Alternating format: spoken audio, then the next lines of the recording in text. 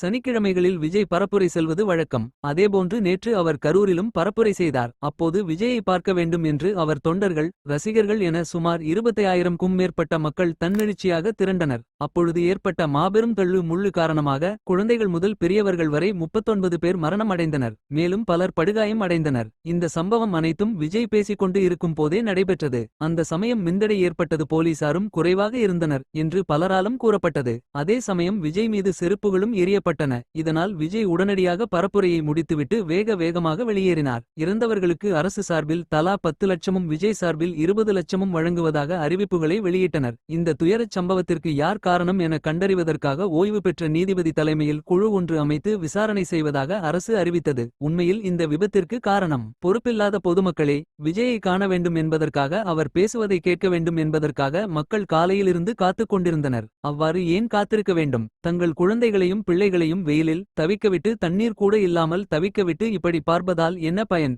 இது போன்ற கூட்டங்களை அவர்கள் தவித்திருக்க வேண்டும். எவ்வளவு கூட்டம் கூடும் என்று தெரிந்தும் அதில் தங்கள் குழந்தைகளையும் வீட்டுக பெண்களையும் அழைத்துச் சென்றது யார் தவறு? விஜயும் பலமுறை கூறியுள்ளார், பெண்களின் குழந்தைகளின் கர்ப்பிணி பெண்களும் அழைத்து வர வேண்டாம் என்று. இருப்பினும் அவரை பார்க்க வேண்டும் என்பதற்காக நீங்களாக இவ்வாறு சென்று தன் உயிரை விடுவது சரியா? உயிரை விட விஜயை பார்ப்பது அவ்வளவு பெரியதா? இன்று விஜய், நாளை இதைவிட பெரிய வேறொரு தலைவர் வரலாம். யார் வந்தாலும் உயிரை கொடுத்து பார்க்க வேண்டும் என்று என்ன அவசியம் இருக்கிறது? நாம் குடும்பத்தார் எவ்வளவு வருத்தப்படுவார்கள் என்று நீங்கள் எண்ணி பார்ப்பது உண்டா? இப்போது அழுதாலும் புலம்பினாலும் போன உயிர் திரும்ப வருமா? இது போன்ற சுவாரஸ்யமான தகவல்களை பார்க்கவும் கேட்கவும் நமது சேனலை உடனே சப்ஸ்கிரைப் செய்யுங்கள், கமெண்ட் செய்யுங்கள் மற்றும் உங்கள் நண்பர்களுக்கு ஷேர் செய்யுங்கள்.